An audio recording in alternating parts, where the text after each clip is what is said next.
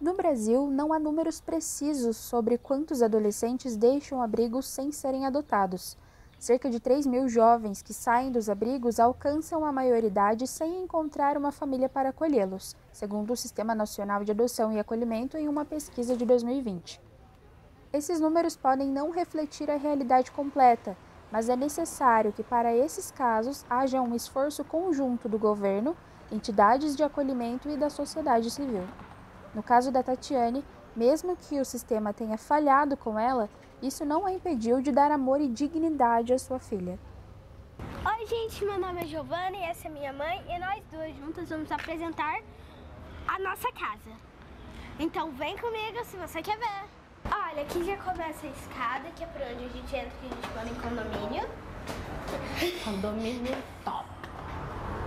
Aqui a gente chega na frente da minha casa, né? Aqui tem nossa porta. Vamos lá? Aqui é a entrada. E aqui é o nosso corredor, o único corredor da casa. Aqui é a geladeira. Aqui fica o banheiro. Aqui fica a cozinha. Também tem a nossa mesa e nossa vista maravilhosa.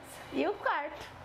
E o nosso quarto aqui por aqui, ó. Eu quero ser empresária, dono de uma empresa muito grande que tenha todas as profissões, literalmente. E eu já tenho um nome para a empresa, vai se chamar Evolunx. E o significado é de evolução, que foi o que eu pensei, né? Então, essa é a minha casa, né? Onde eu moro atualmente com a minha princesa. Também mora minha irmã e meu sobrinho. A gente pretende ir em uma casa um pouquinho maior, né, filha? Pra você ter um quarto pra você. Sim. Também, né? E tem sido aqui bons dias, né? Altos e baixos. Como toda a família e toda a casa. É. Aos 27 anos, Tatiane carrega consigo a bagagem de 5 abrigos e 23 cuidadoras que passaram por sua vida. A promessa de um lar definitivo nunca se concretizou, mas a esperança jamais se extinguiu em seus olhos. Hoje, a janela emoldura um novo dia. A menina que um dia não teve um lar, agora o constrói a cada amanhecer.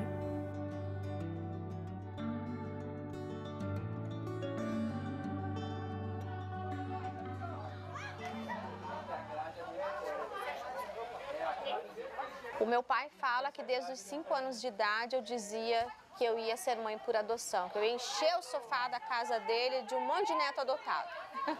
Mas a maternidade para mim demorou mais para acontecer na minha cabeça. Eu tinha já mais de 30 anos e o relógio biológico não batia. Eu não tinha vontade de ser mãe como eu via minhas amigas já tendo vontade. Até que eu tenho contato com a adoção, trabalhando, fazendo uma entrevista para uma pessoa que foi a fundadora da organização, que hoje eu sou voluntária há mais de 15 anos. E parece que despertou em mim a maternidade. Eu acordei no dia seguinte achando que minha casa estava vazia e comecei a entender que na verdade não é que eu não queria ser mãe. Eu não queria ser mãe daquele jeito. Eu queria ser mãe por adoção.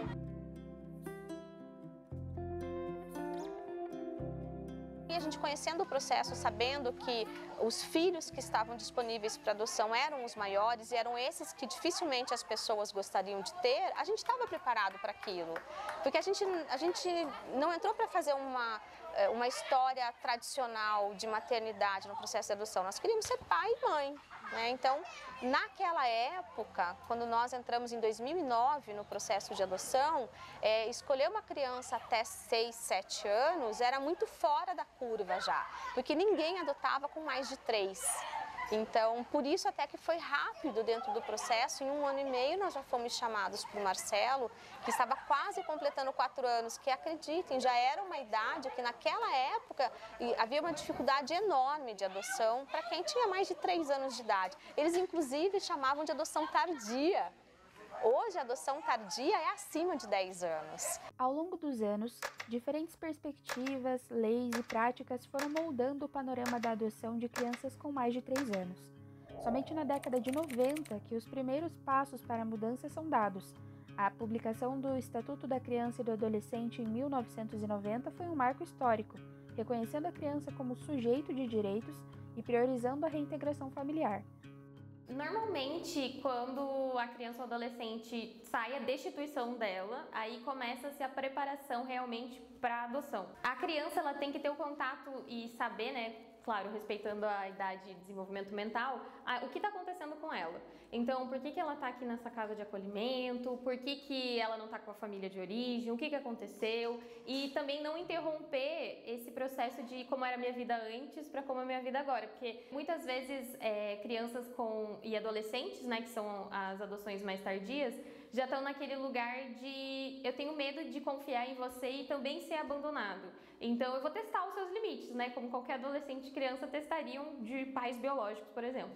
Então trabalhar isso também com a criança, que ela tem a possibilidade que vai acontecer dela ter uma família, que vamos trabalhar para isso, mas sempre trazendo ela para participar desse processo. O que define muito a diferença de adaptação entre uma criança que chega menor ou um bebê e uma criança maior é o preparo dos pais. O que a gente vê muito assim no processo é a maternidade acontecer por um desejo meu, aí é de dentro para fora, porque eu quero isso, porque eu vou me realizar, porque vai preencher um vazio, porque vai para mim. E essa maternidade que na adoção tem mais chances de dar errado. Porque quando o filho chega, ele chega cheio de necessidades e você tem que estar pronto para o outro. Adotar, ser mãe, é você se doar, é você acolher, é de dentro para fora. A tua vida, ela fica por um tempo, quando o filho chega, ela fica um pouquinho para trás. Porque a prioridade não é você. E é essa adoção que dá certo, seja de um bebê ou seja de uma criança maior.